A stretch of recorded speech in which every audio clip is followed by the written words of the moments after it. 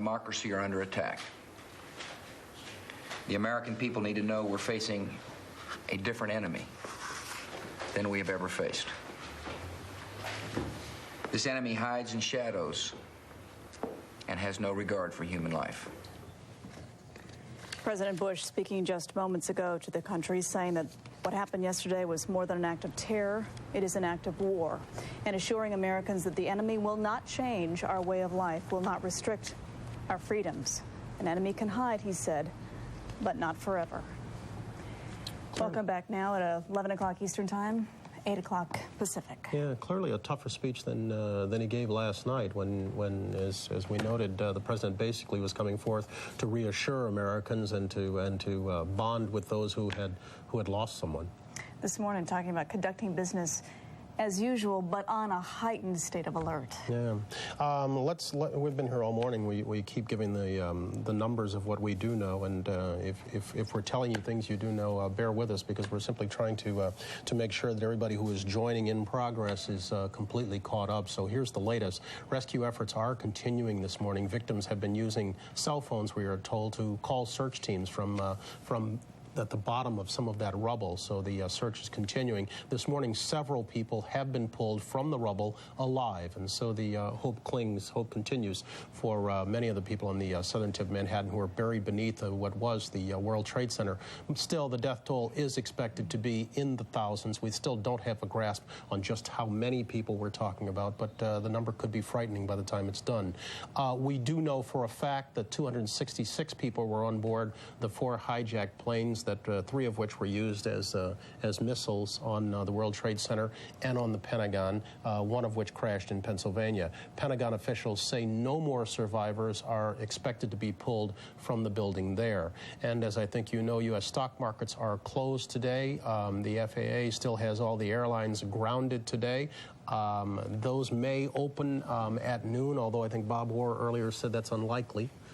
Exactly when they'll reopen, we don't know. Exactly when the stock market may reopen, we don't know, but it could be as early as tomorrow. As Jane noted, President Bush addressed the nation just a few moments ago about the terrorist attacks. Bill Plantis, the White House, with a little more on that. Bill? Brian, good morning. The president came early to the Oval Office and then met with his National Security Council. And it was at the end of that meeting that the president addressed this statement to the American people live. Just completed a meeting with our national security team, and we've received the latest intelligence updates. The deliberate and deadly attacks which were carried out yesterday against our country were more than acts of terror. They were acts of war. This will require our country to unite in steadfast determination and resolve. Freedom and democracy are under attack. The American people need to know we're facing a different enemy than we have ever faced. This enemy hides in shadows and has no regard for human life. This is an enemy who preys on innocent and unsuspecting people, then runs for cover. But it won't be able to run for cover forever. This is an enemy that tries to hide, but it won't be able to hide forever. This is an enemy that thinks its harbors are safe, but they won't be safe forever.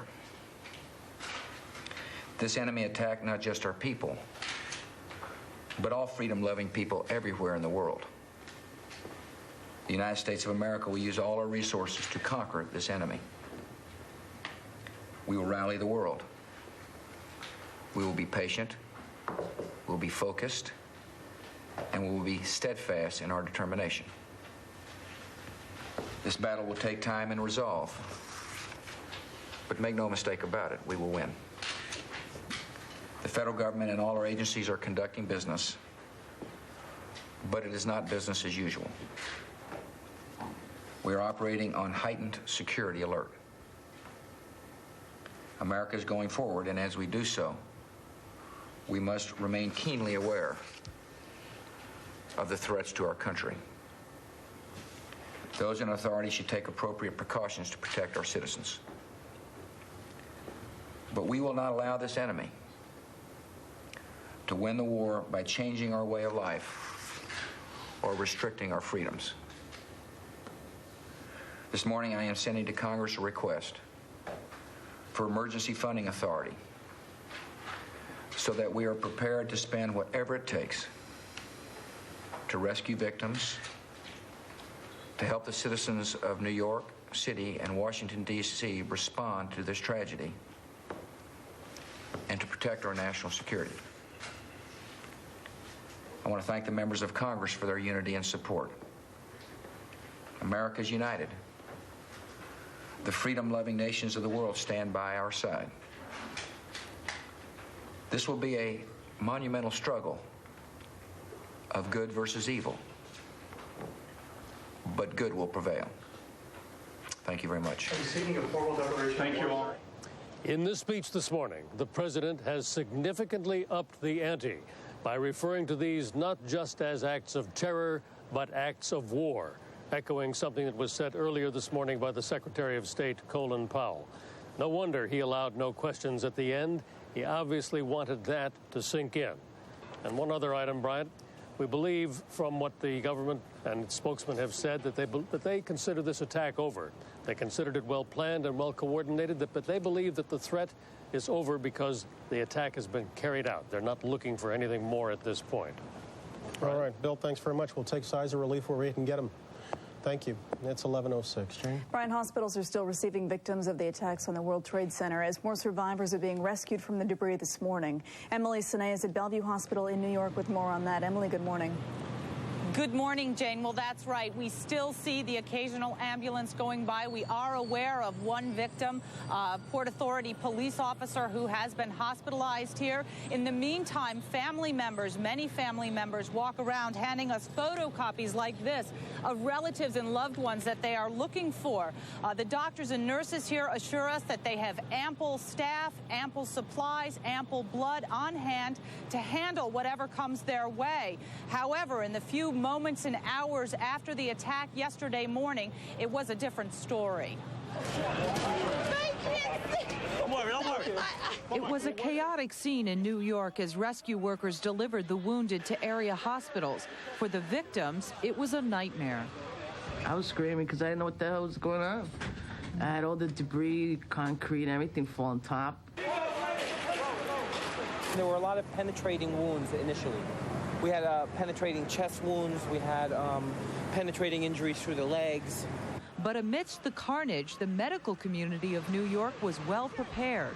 We have extra staff on duty. Everybody's been really very helpful, and all of our staff and patients, we couldn't even get our staff to go home last night. Doctors at St. Vincent's Hospital in Manhattan treated more than 300 serious injuries, many of them people who escaped the towers shortly before they collapsed. You breathe better now? After the towers fell, doctors began to see more emergency workers who went in to help those trapped in the towers. What was it like? Horrible. It's like hell. You don't want to know. The whole building just collapsed on us. In the nation's capital, victims of the Pentagon air crash were airlifted to hospitals in nearby Virginia. In New York, the casualties reported so far seem to be injuries. But while fears are growing about the final death toll, no one is giving up the search. We're all expecting to see a lot of people who hopefully have survived this and who might be buried under the rubble. The World Trade Centers go way down underground. Apparently there's 10 levels. And I have no idea how far down this went, and we're hoping.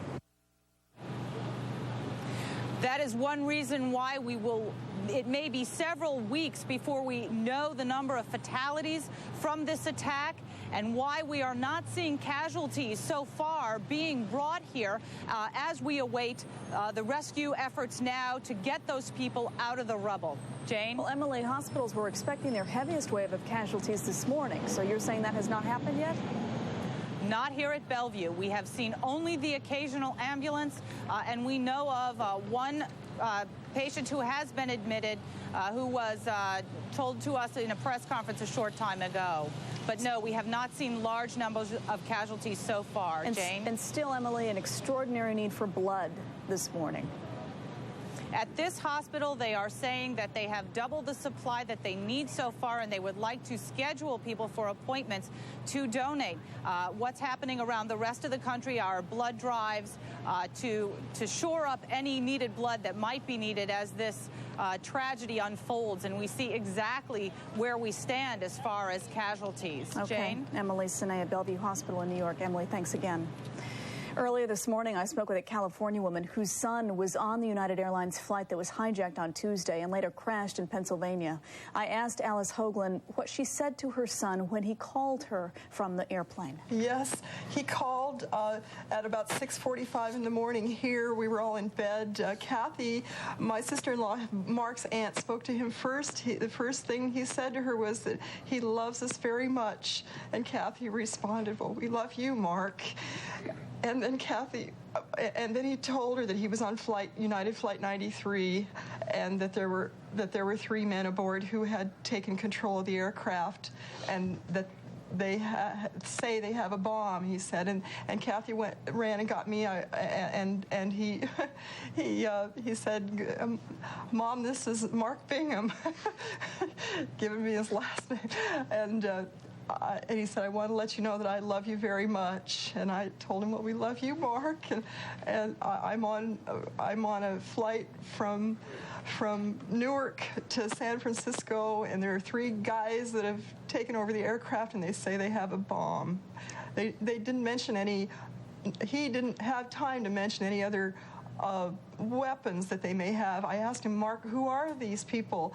And he became distracted, didn't answer the question, and then we were cut off. So I didn't get an answer to the question. This all transpired maybe 10 to 12 minutes before the plane went down. We were on the phone with him a total of about 3 minutes, I guess. Was he able, what did you hear in his voice? Was he scared? He must have been terrified. He was calm. He was frightened. He was composed. He was trying to convey a message, an urgent message, and not draw attention to himself. I felt that. I hope it didn't result in worse treatment for him. Mark's a very proactive guy. He's a real take-charge guy. Well, you mentioned that, and you've said that you think your son might have done something that might have helped that flight in some way. What was it? Yes, he was sitting forward in the aircraft. It was not a very full aircraft. I know from past experience with him that he will try to act in a situation that is an emergency situation. He'll do something. We have it from other sources that another man called. His wife told him that they were going to try to do something, and one passenger was already dead, and they were going to try to do something to thwart these guys. I hope Mark was able to take part in that. And you note that Flight 93 was the only flight that did not make it to some target destination. I'm hoping, we all here hope very much that perhaps the passengers did have a role in that, and that Mark was able to take an active role in stopping these people from killing people on the ground. Alice Hoagland, I really appreciate your time this morning, and my best to you and your family as you continue through this. Thank you very much. It is 11:13 Eastern Time now. Bryant? All right, Jane, thanks very much. A CBS News poll out this morning finds that Americans believe better intelligence and security measures could have prevented Tuesday's tragedies. 80% of those polled are paying very close attention to the news. When asked if the attacks were another Pearl Harbor, 60% said yes. More than half of those polled, 57%, expect Tuesday's attacks to lead to a war. A majority of Americans, 66%, support U.S. retaliation against whomever is responsible, and 20% are opposed. More than half say they are very confident that those responsible for the terrorist attacks will be caught. Bob Blitzer is a former FBI domestic terrorism chief. He's in Washington. Mr. Blitzer, good morning. Good morning. There are a lot of Americans who are angry this morning, justifiably so, about the attack. But an awful lot of them are asking, why couldn't we have known? Why shouldn't we have known? Should we have?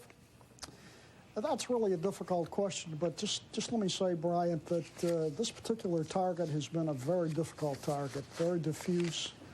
And we certainly, when I was at the FBI, we certainly tried to collect as much as we could domestically And of course, we relied on the CIA to collect outside the United States. Was there too much of a reliance on the technological end of intelligence as opposed to the human end? This is a question that I think is going to be closely examined. What's your view? My view is probably the human is in need of improvement. And I certainly saw it when I was there. But I've got to say to you, Brian, it's the most difficult form of intelligence collection, but it's the most important, because if you have someone on the ground, if you have them telling you what's going on inside the organization, it's your best chance to prevent attacks such as this.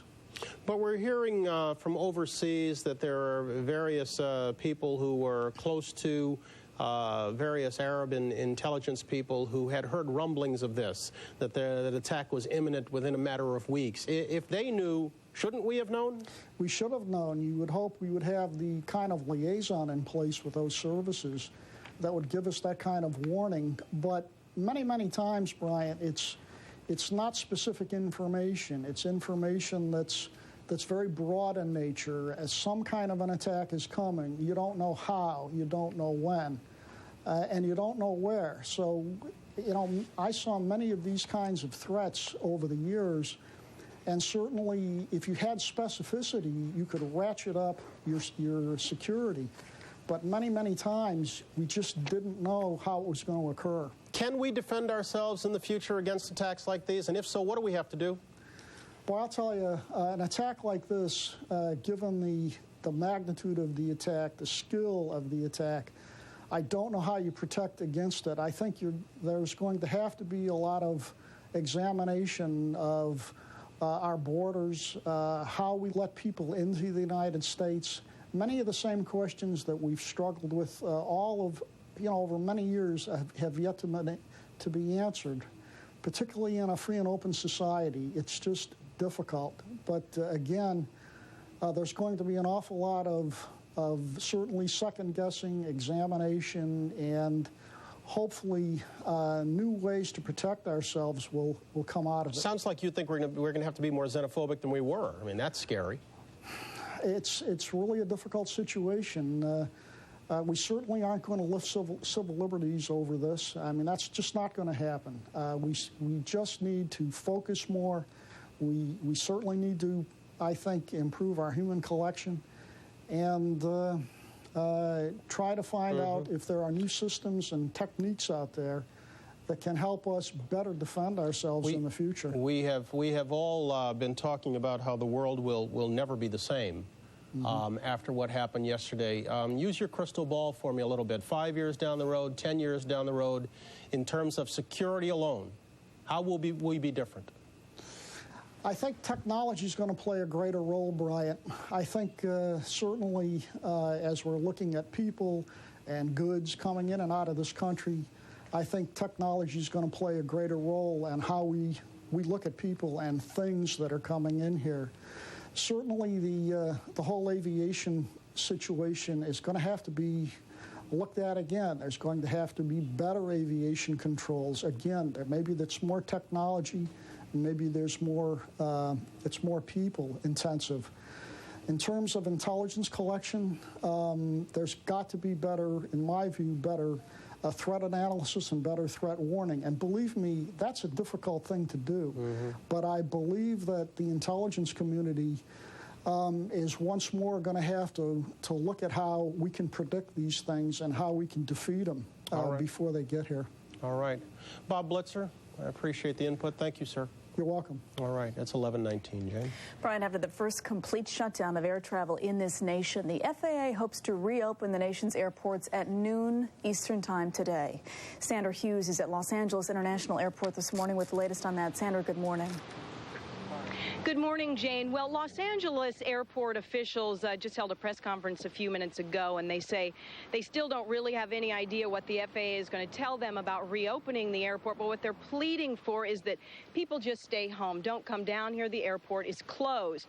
Now, in contrast to the very eerie silence at the airport overnight, Air Force fighter jets were blasting across Southern California air, and what you're looking at right now, I think, are some pictures of the airport, which just looked like a ghost town.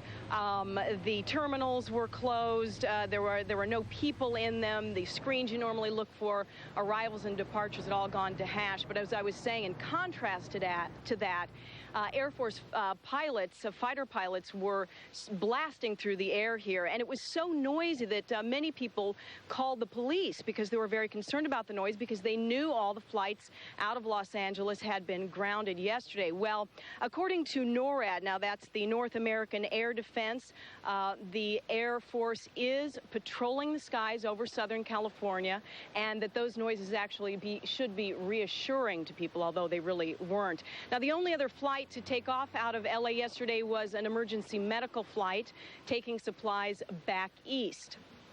As I said, while no one here exactly knows when the FAA is going to give the all clear for reopening the airport, Alaska Airlines has said that they are hopeful, they will be able to get back going around noon Pacific time, but that would only be at about 25% capacity. So at this point, LA officials say they are just waiting to hear for word from the FAA that they believe they're going to pinpoint primary airports across the country first to reopen, and that it's going to be a very slow recovery process.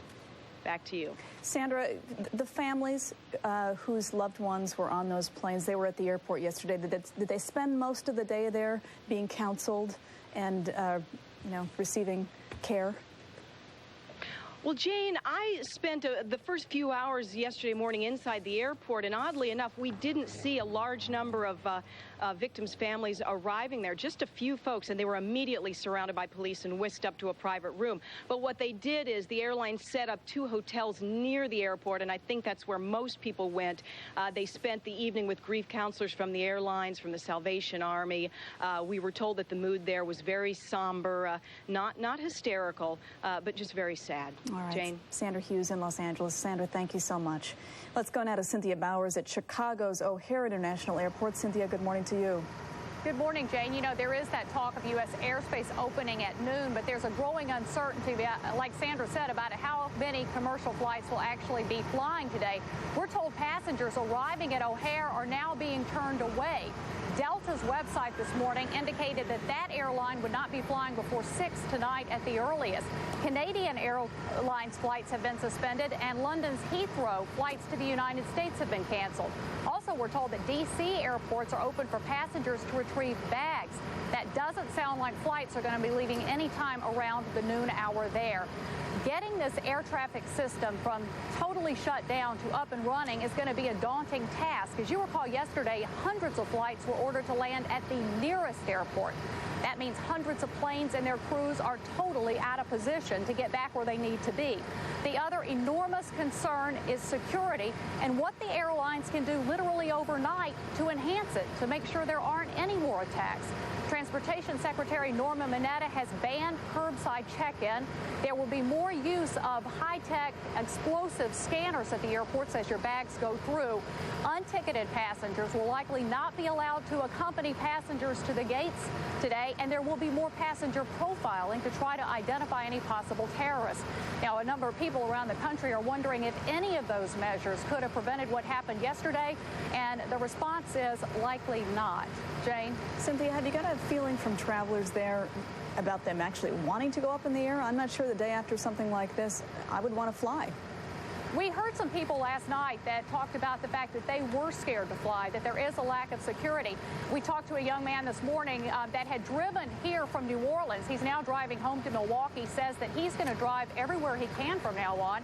He works as an air parts delivery man, and he flies a lot, but he said that he's noticed that security at a number of airports is lax, and he's not really sure that there's anything we can do to prevent the weapons that got on board the planes yesterday from getting on any time in the future. Cynthia, we heard from Sandra Hughes in Los Angeles that fighter jets were patrolling the air around Los Angeles. Anything like that in Chicago?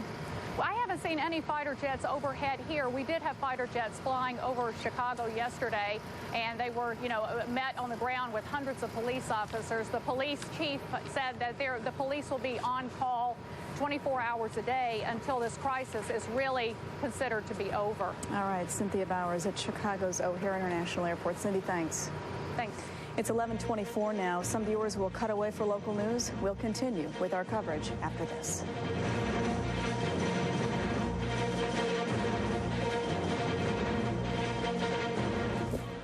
Good morning, everybody. I'm Liz Walker. Of course, New Englanders are sharing in this unspeakable shock and sorrow of the attack on America. We have live pictures of Logan Airport right now, which is ground zero for the investigation into those attacks.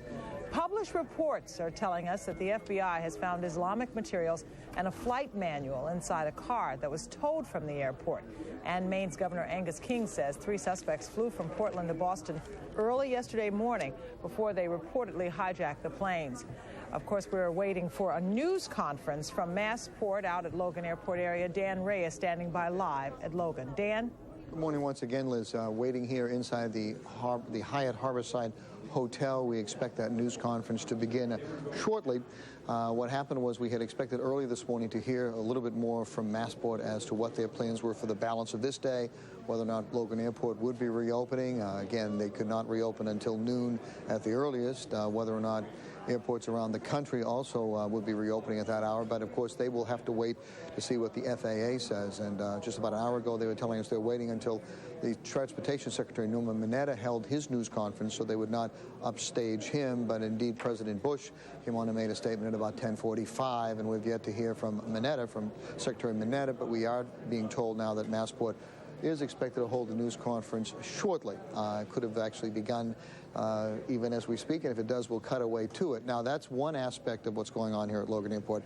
As to the future of the airport, when it reopens and under what circumstances, we are being led to believe that there will be much tighter security here when the airport opens, including perhaps no parking in the central parking garage. The investigation is continuing out here. I can confirm that indeed that car was picked up yesterday. It was towed here at the airport. It was attention was drawn to it as a result of an altercation that occurred between an Arab-looking man and another airline passenger, who, when that other airline passenger took his flight yesterday, landing in a different location, heard about the problems in New York City, he put 2 and 2 together and notified the FBI. Now, again, we're going to stay here throughout the morning when the Massport officials and other unidentified officials, we're told by Massport, join them at this podium. We, of course, will bring it to you live. For now, Dan Ray live at Logan Airport. Back to you, Liz. Okay, we'll check back with you if necessary. Dan, thank you. WBZ has also learned this morning that investigators are looking into a possible link now between Boston cab drivers and some baggage handlers at Logan. Law enforcement officials reportedly plan to question the drivers at the Boston Cab Company. Last year, the FBI investigated 2 of the Boston Cab Company drivers who had allegedly ties to terrorist plots financed by mastermind Osama bin Laden. Employees in Boston's Back Bay are heading back to work today after their buildings were evacuated after those attacks. Let's check in now with WBZ's Christina Hager, who's in downtown Boston with the very latest. Christina?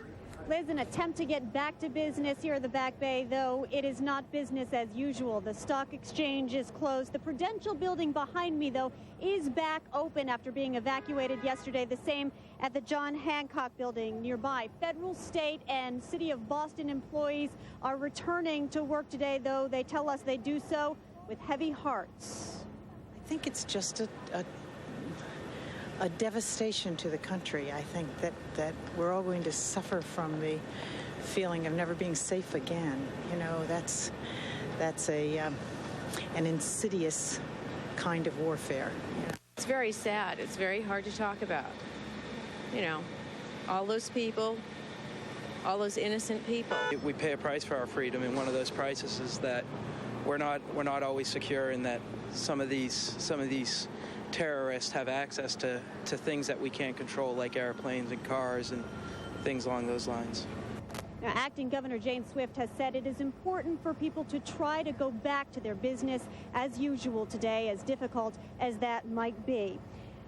She has called in stress counselors to meet with the people who work in the high-rises here to help ease the transition, and the people we've talked with out here today say that is a good idea, that they'll be needing it. Live in the Back Bay, Christina Hager, WBZ4 News. Liz, back to you. Okay, Christina, the whole world is trying to get back to normal, especially here in New England. That is a very difficult thing to do, as the world has changed and will no longer be like it was before yesterday.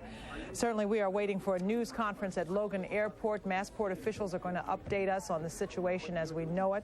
We do know that FBI has found Islamic materials and a flight manual, according to some published reports, inside a car towed from Logan Airport. Also, we're looking into a possible link between a Boston cab company and baggage handlers at Logan. We'll update you in about 30 minutes. We now join CBS.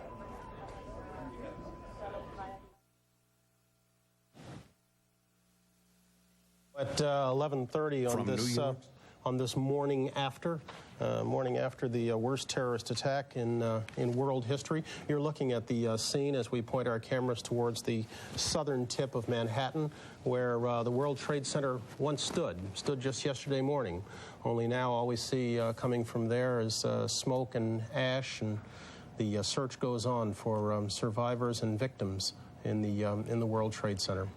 You can imagine the scene down there still, after all this time, smoke coming from the rubble. And rescuers are, in fact, pulling people who are alive from the rubble. So there is a bit of good news. And also, as we noted earlier, there's some phone calls coming from beneath that rubble. Cell phone calls, yes, that's right. We've been telling people stay off their cell phones. In this case, it's actually helping. Hospitals, we are told, are still receiving the injured as more survivors are plucked from the rubble. Tracy Smith is at New York's Bellevue Hospital with a little bit of an update. Tracy, good morning. Morning, Bryant. Yes, more people are continuing to come here to look for loved ones on the list of names of people who've been admitted here. Unfortunately, that list has really not grown all that much. Officials here are saying that they expected more people, and so far this morning, they've only had one more. And I've seen some of the same people that I saw yesterday at St. Vincent's Hospital, now here looking for loved ones with no luck. All right, Tracy, thank you so very much. Appreciate it.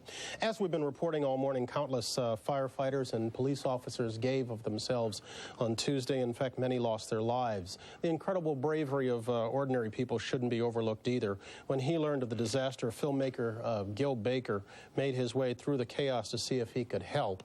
And after volunteering all night, he returned to the site with his camera to document what he saw. First off, Gil, how you doing? I'm doing fine, Brian. How are you? Yeah, I'm all right. Good. Where were you when it happened? I was home.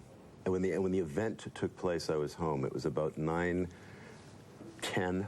I got out of my apartment onto my bike, and how far away were you?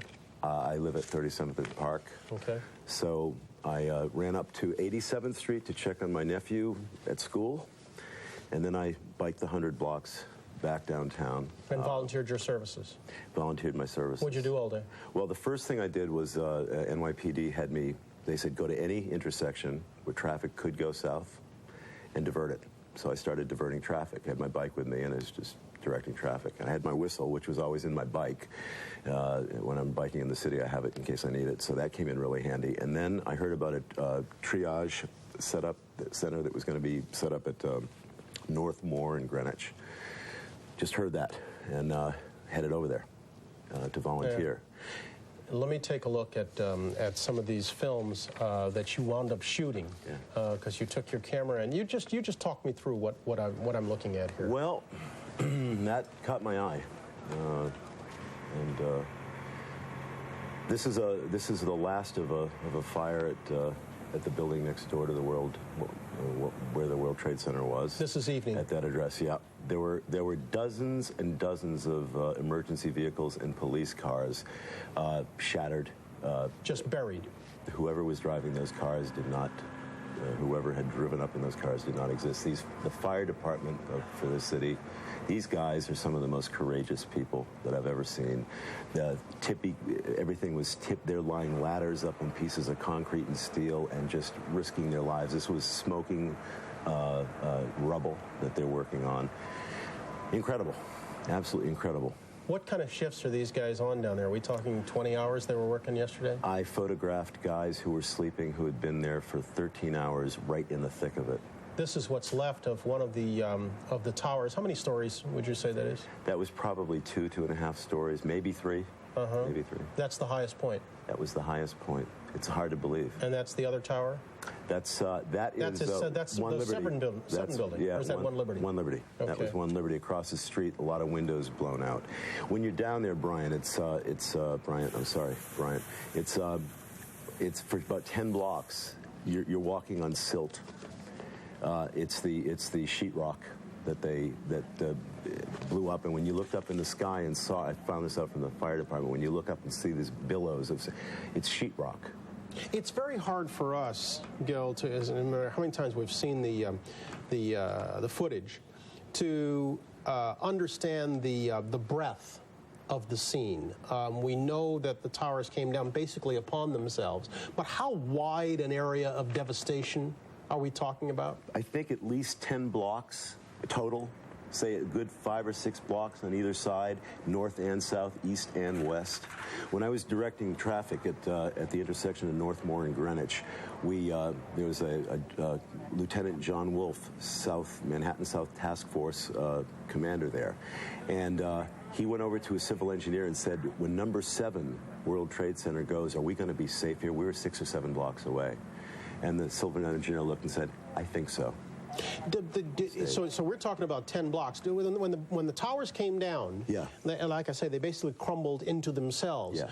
Did they knock over any other structures, smaller structures, brownstones, stores? Well, I can tell you from having been there afterwards, not as much as you would have thought.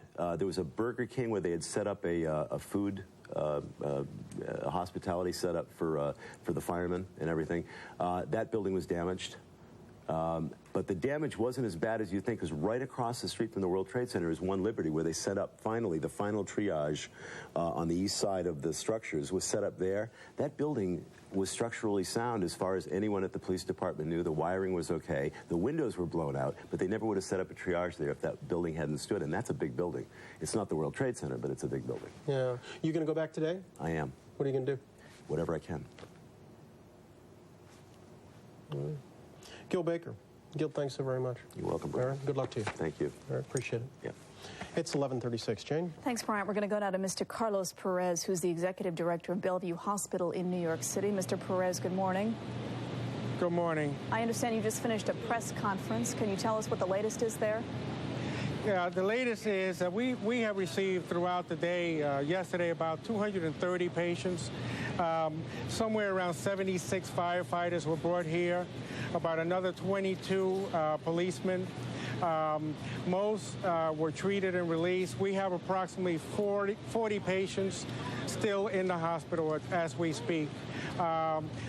This morning, about 8:30 in the morning, we did receive the last patient here, which was a Port Authority policeman. He is currently in the OR with serious conditions. How overwhelmed are the doctors and nurses there, Mr. Perez? I mean, is the emergency room?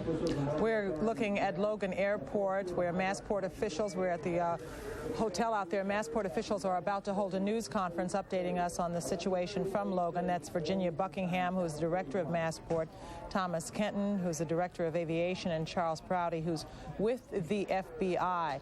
Of course, a lot of the investigation is focused on Massport, is focused on Logan Airport because of evidence that seems to point to this horrible, horrible act originating from Logan Airport. The FBI has found Islamic materials and flight manuals inside a car towed from the airport, and Maine's governor tells us that 3 suspects apparently flew from Portland, Maine to Boston early yesterday morning. We have news that tells us that there is a possible link between Boston baggage handlers at Logan and Boston cab employees. So the investigation has really focused on Logan, and here's Virginia Buckingham. My name, again, is Virginia Buckingham, Executive Director and CEO of the Massachusetts Port Authority. I'm joined here this morning by Massachusetts U.S. Attorney Jim Farmer, by FBI Special Agent in Charge Charlie Prouty, by State Police Colonel John DeFava, Massport Director of Aviation Tom Kitten, and Massport Director of Public Safety, Joe Lawless. This morning, I instructed Massport staff to focus on 3 priorities. Number 1 is to continue to assist law enforcement with the ongoing investigation. Number 2 is to work with the airline's family assistance teams to transition the Family Assistance Center at the Hilton to them and to continue to aid the numerous family members who are currently at the airport. Number 3 is to begin to focus on reopening the airport, including full compliance with the new security requirements being imposed on all U.S. airports. We received specific guidance on these measures from the FAA a short time ago, and I'm proud to say that many of these measures have been in place at Logan for many years. In addition, I spoke with Governor Swift this morning, and she has instructed us to go beyond these FAA requirements by placing state police at all security checkpoints at Logan Airport. With the new FAA requirements and the additional security at Logan, we are confident that when the airport is reopened, the safety of the traveling public will be ensured. I'm going to turn this over to our other speakers. Let me just say that due to the ongoing investigation and for the sake of public safety, the law enforcement officials are limited in the questions that they can answer and the facts that they can confirm. Let me first ask Tom Kinton, the Director of Aviation for Logan Airport, to speak. Good morning. As Ginny mentioned, we are focused on a reopening of this airport, and I cannot tell you what time that will occur. I'm going to go through a number of issues, summarizing the guidance that we have been given by FAA, both the airlines and the airport operator, that has to be done and has to be in place before this airport can open. A lot of it, as you will see, will take a lot of time, and we are going to take our time. And if we have to delay the reopening of this airport, as others open around the country, we will delay the reopening to get it done and get it right. First of all, let me reemphasize that the guidance is for all U.S. airports. It will begin with immediately evacuation of all terminals and sweeping of canine teams, explosive canine teams. Increased presence of uniformed personnel, plainclothes security personnel, and others in all areas of the airport. And as you heard mentioned, we will be staffing the security checkpoints with uniformed state police, which goes beyond the guidance given to us by FAA. Be increasing the frequency of random ID checks in the secured areas of Logan Airport. We will secure, we already have them in place, bomb detection teams for quick response here at Logan Airport. We will be reducing the number of operational access points into the airport. We will also discontinue curbside check-in and remove unauthorized vehicles that are within 300 feet of any terminal building. And that point there is probably one of the most time-consuming things we have to accomplish, because presently there are over 9,000 vehicles parked at Logan Airport. One of the garages, Terminal B, has almost 2,500 vehicles, and it needs to be emptied. We are in the process of doing that and relocating those cars to Suffolk Downs, and we will not reopen that terminal, certainly, and perhaps not the airport, until that task is completed. There is FAA is prohibiting the sale or use of knives, regardless of any size, in any sterile areas of the airport. That includes concession operators, food and beverage, as well as any retail operators that may sell such items. That means anything metal or plastic. Airport operators will develop an awareness plan to keep all airport employees informed about security. And the airport operators and the FAA shall review and reevaluate these contingency plans for ongoing airport security threats that may develop. Airlines will not be accepting cargo or mail. And prior to passenger boarding of any airplanes, those aircraft must undergo a comprehensive search. That's each and every flight before they are boarded by passengers. And as I said at the beginning, we do not have an estimate on when this airport will reopen. Possibly, it could be for some relocation of flights that are on the ground, ferrying empty airplanes back into position later today. And again, no estimate on reopening the airport for commercial flights until we have a better handle on both the airline responsibility here and the airport operator responsibilities being fulfilled. We've already had an air carrier meeting. We held it this morning. This work is underway, and we'll be meeting with the air carriers later this afternoon to update and keep the traveling public updated relative to the reopening of Logan Airport. Thank you. Thank you, Tom. The next speaker is Colonel John DeFava, Massachusetts State Police. Thank you, Director. Good morning. The Massachusetts State Police is prepared to provide all necessary resources to assist the Massport Authority in reaching and surpassing those new security measures as mandated by the FAA. These resources will include additional personnel, special and tactical units such as explosive ordnance disposal personnel, and canines that are capable of sniffing out explosives. These measures will stay in place indefinitely to ensure the safety of the public at the airport. Thank you. Thank you. Our next speaker is Charlie Prouty, FBI Special Agent in Charge, Boston. Thank you, Director. I want to reassure all New England citizens that your law enforcement is aggressively investigating this horrific event. First of all, my heart goes out to the victims and the families in this tragedy. Because this appears to be a terrorist attack, the FBI will be taking lead investigative status in this. We set up a command post in the FBI office in Boston yesterday as soon as we received notice of the hijacking. This is a joint command post with State Department, ATF, Customs, the Massachusetts State Police, OSI, Boston Police Department, Department of Transportation, U.S. Secret Service, and the U.S. Marshals represented. We're also involved in Massport's command post at Logan Airport. We'll continue to man these command posts and continue our joint investigations around the clock until all investigations have been completed.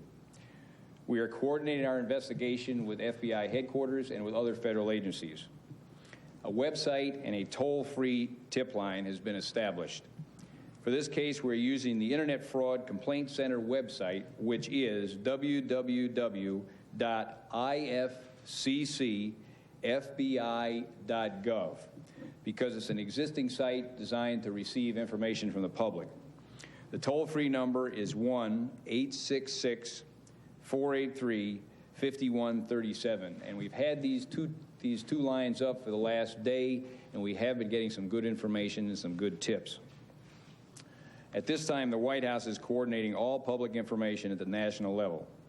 As this is an ongoing case, I'll not be discussing the case or taking any questions, but I can assure you that absolutely everything will be done to identify and bring the perpetrators to justice. Thank you.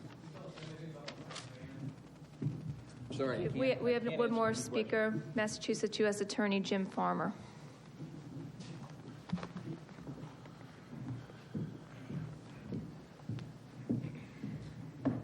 Thank you, Director Buckingham.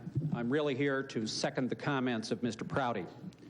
I'm here first to doubly ensure the public that the prosecutive resources of the Department of Justice, and specifically the United States Attorney Office in Massachusetts, are working round the clock in the closest possible coordination with all federal, state, and local law enforcement investigative agencies. I will be making no statement and taking no questions as well. It is and will be remaining our highest priority to conduct a successful criminal investigation of these critical events. I would ask your indulgence and your understanding that at this time we are simply unable to make any further comment.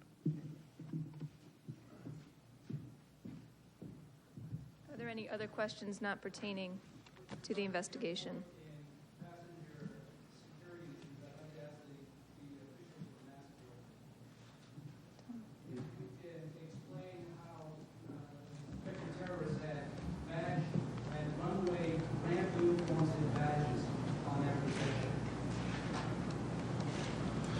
Again, I think that's something we would defer to the investigating authorities, and you've heard their comment relative to anything regarding this investigation. We just simply cannot get into those questions.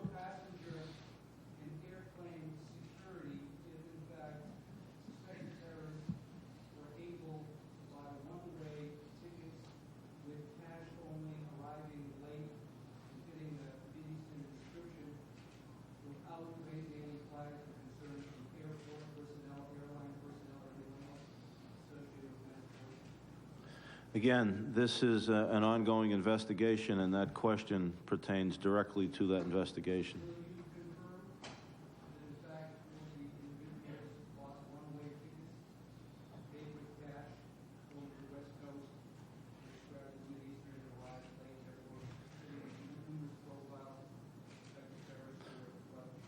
I cannot confirm that.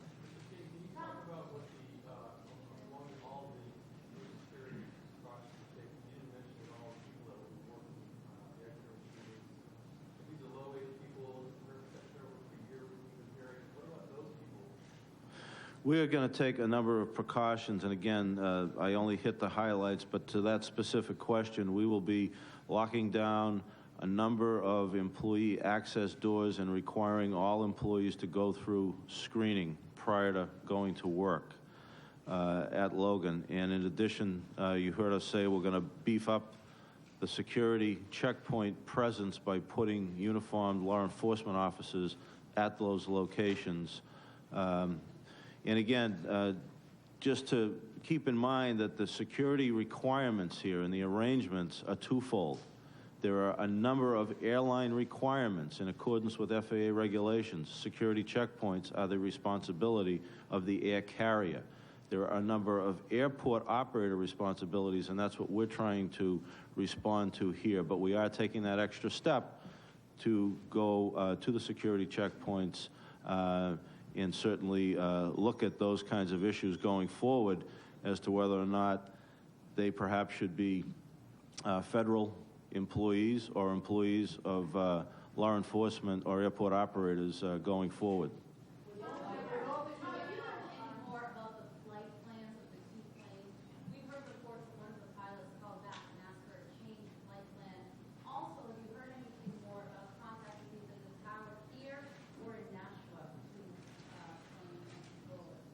No, I have not heard any more. I have not had any further discussion with the tower chief other than what I reported yesterday. Did these men choose Logan because of the history of poor enforcement of procedures? Again, we think this is not Boston specific. This is a national security issue. I'm not going to second guess the FAA security plan that was in place during this incident, but certainly we're going to change things given the FAA guidance going forward. We believe in speculation that it was a tactical terrorist decision to choose the coastal airports on the East Coast that had long-haul traffic leaving full of fuel going to the West Coast and use those aircraft as kamikaze-type missiles for their targets.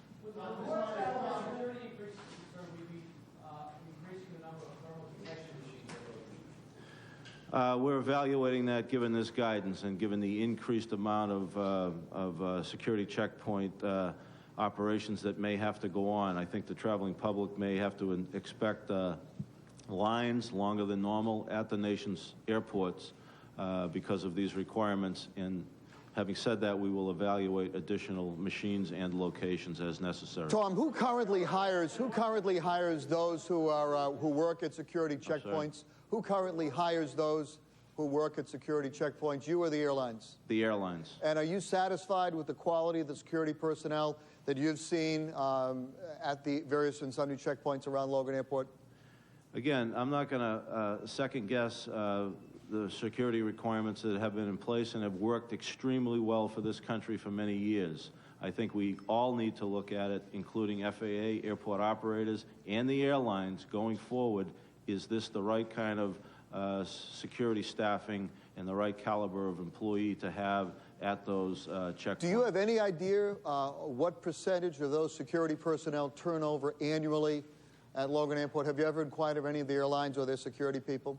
I don't have any direct knowledge of the percentage of turnover, no. I'm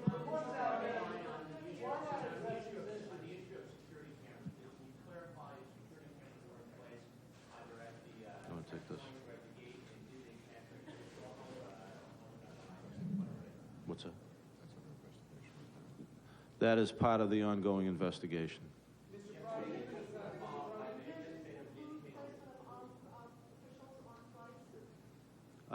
There's no guidance that we have been given relative to airport operator or airlines that I have seen relative to that, no.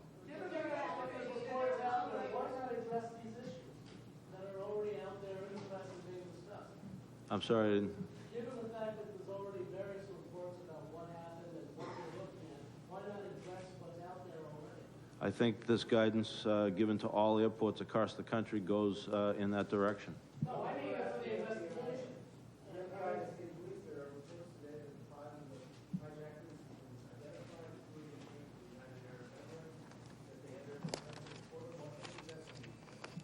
I think. No, as I said, I can't get into that. I'm prohibited. It's being coordinated at the public information is being coordinated at the White House level, and I specifically can't get into any investigative matters at all here. None. I'm not going to discuss it.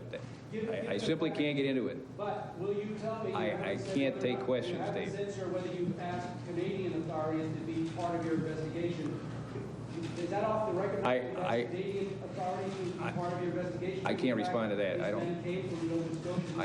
I don't know about that. You're not in contact with Canadian authorities?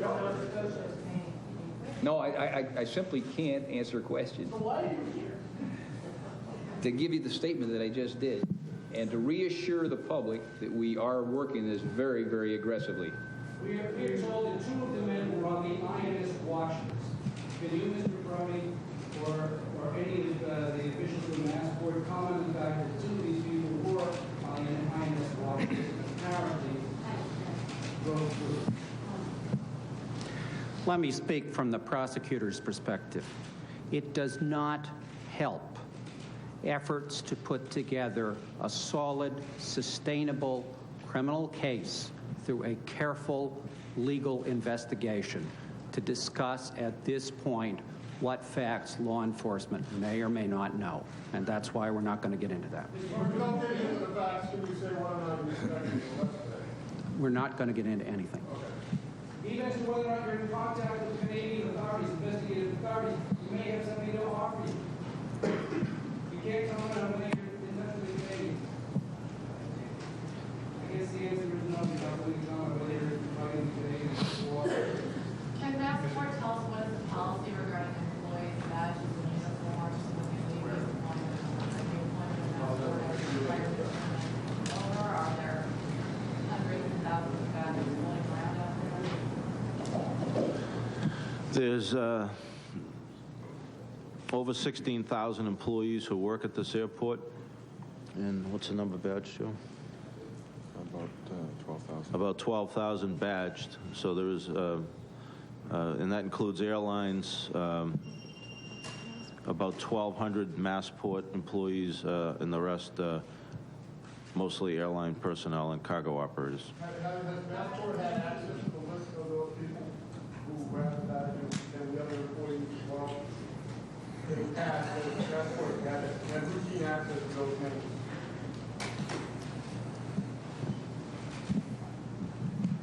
We follow the strict guidelines set forth by the FAA as far as accountability of badges goes. If we don't meet those requirements, we are required to rebadge the entire airport. Do they provide you with a list of names, those private security companies, and the other companies that employ terminal workers? Are those submitted to Massport, or do Massport issues all the security badges for Logan Airport.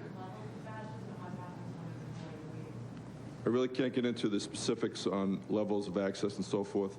I can just tell you that there is an accountability process in place that accounts for all badges that have been issued.